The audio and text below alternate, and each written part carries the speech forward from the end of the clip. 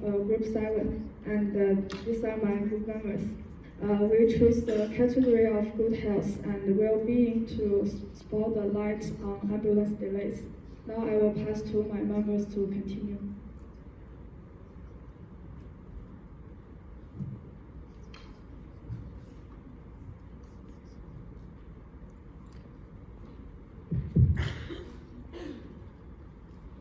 So, ambulance delays happens quite often in Malaysia, and the causes of it it's usually miscommunication. It's either like miscommunication during the call, or actually traffic jam. When we go deeper to miscommunication during the call, we find out that actually call qualities play a big role in this. Where actually people, when they call for an ambulance, they can really hear quite well. They might say the wrong address. The operator doesn't understand them, and all of that could happen. Then comes language barriers, which happens when the person who's calling does not speak the language of the country itself. So it becomes quite difficult for them to actually communicate with them, and usually just the ambulance doesn't reach there. Traffic jam, which is just perfect. So for our research, we conducted interviews, and we asked we conducted 5 interviews, which 3 of them said the following.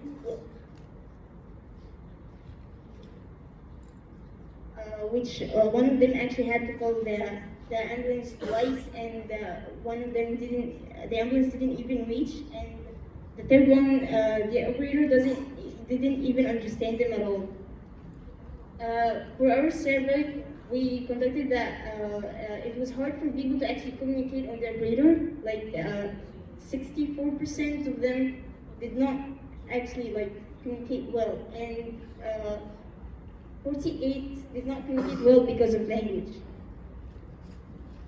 So based on our research, delays of ambulance, actually many of this, and it's been popular on news where actually the ambulance didn't reach after till 30 minutes of the calling, which led a man to die before, and another where actually it was just the operator would take a lot of time from receiving the call to actually call for the hospital to send an ambulance, which actually led to more delays.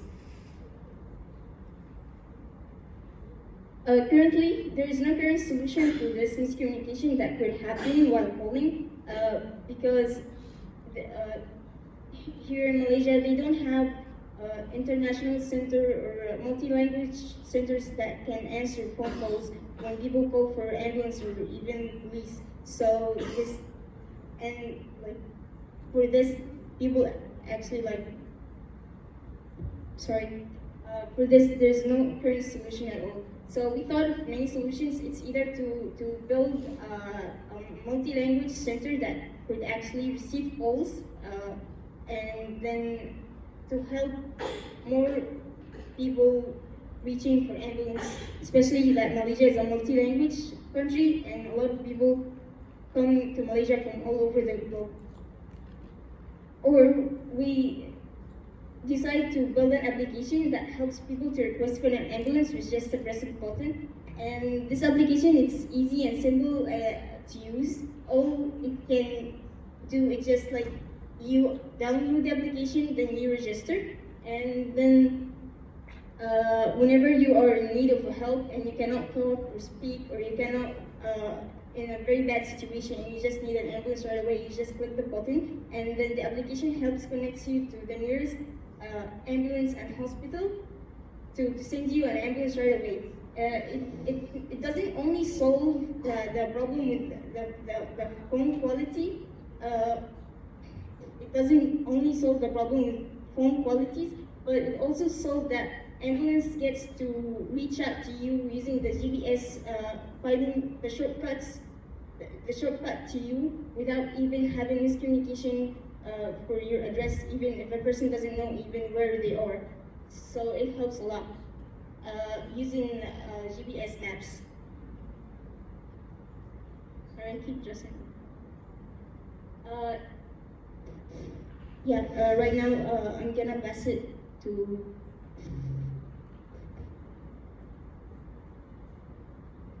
Now we continue for the target market and the key partners. As for the target market, we target all society. And for the key partners, we will have the maps, technology companies, the investor, hospitals, and ambulance. As for the resources, actually we need the ambulances network, technician platform, customer service, and brand. For the marketing, which our apps, which our apps is using, we use the social media. For the cost and revenue, for the cost is you use the legal fees, technical platform, and marketing. And this will develop the application cost 5 to 8,000 USD. And for the revenue monthly subscription, this one we will collaborate with the telco mobile, which is Maxis. We will sell this product to the Maxis and they will sell to their customers. And we will earn the monthly subscription from the customer where they purchase where they download and purchase the app. And for the value proposition, it's easy, simple, and convenience for user to use, and can be used in different language. Now I'll pass to Ayah. So to wrap it up, this application will solve a lot of problems that's facing, and actually there is no such applications. There's no such application to order for ambulance here in Malaysia or even around the world. There's only one in India, and it doesn't actually work. When we researched the application, a lot of reviews said that it doesn't really work and ambulance doesn't really reach there. So these are reference lists. That's all.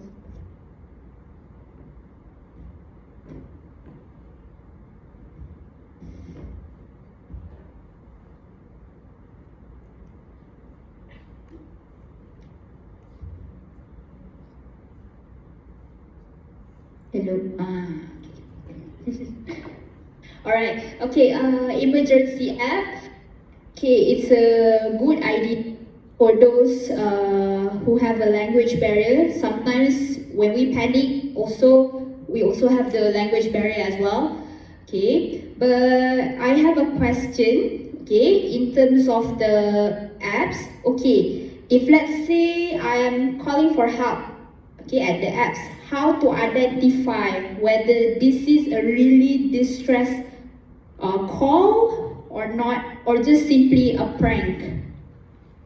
For this, actually, because it's not for free, so I don't think anyone would pay money then to just put pranks, because the people who will use it will be actually in need of it because they are paying subscriptions.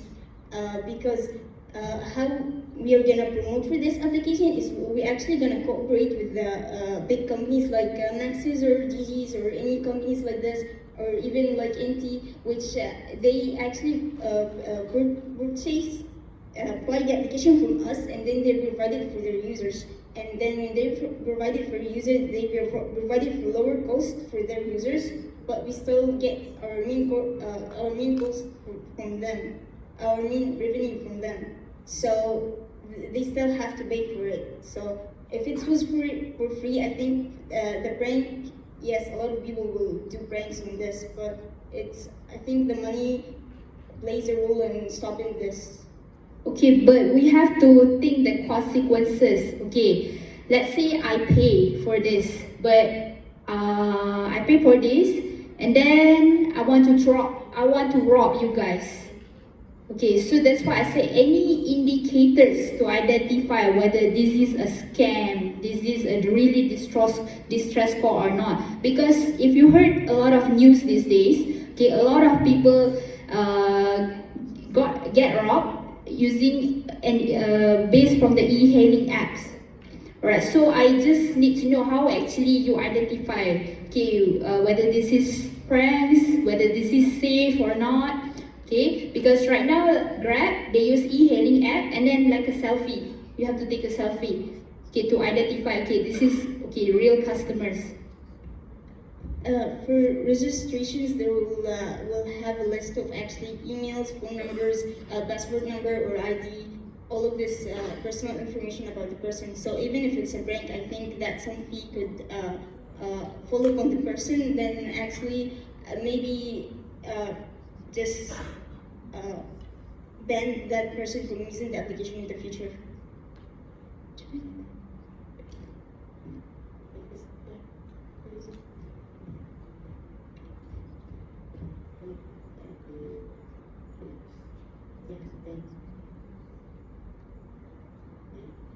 Alright, okay, thank you. Okay, can you go back to the first slides regarding your research? Okay, alright. So,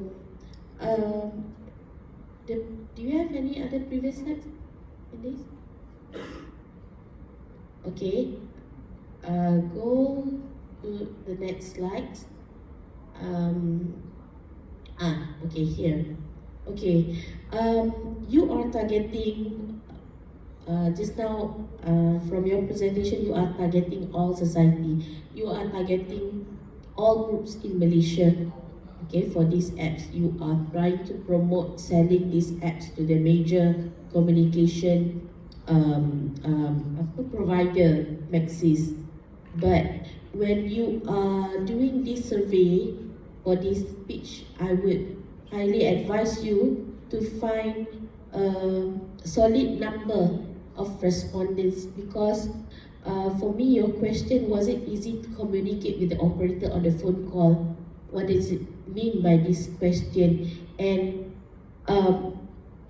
25 responses is a bit too low response, because you are targeting all society. And did you encounter any difficulty language-wise with communicating with the operator? Okay, operator are Malaysian, okay, and they are using the Malaysian national language, alright? And of course, you go to any country, they will use their national language as the main language in any medium, alright? So, if let's say you are saying that international users are not able to communicate in language-wise, then I would understand. But if your respondents are Malaysian, this shouldn't be the barrier for Malaysian. From my understanding, all Malaysians should be able to communicate in national language. Okay, that's all my comment. You need to increase the number of respondents because you are targeting the wide range of people in Malaysia. Okay? Actually, if you go back to the slide before, one of the all of these are actually Malaysians, where they actually had difficulties while understanding the person in the phone call. Like, one of them is actually my friend, and she's Malay, and her group of friends called, and then they couldn't understand, and they were Malaysians as well. That's why she had to recall again. Yes, it's.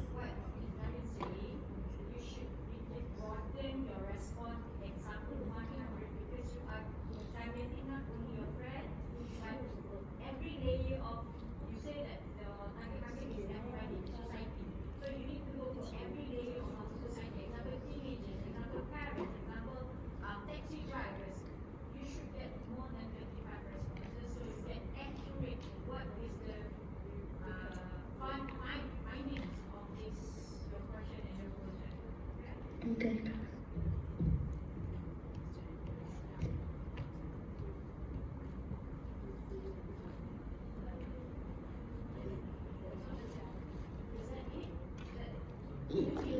Okay, thank you.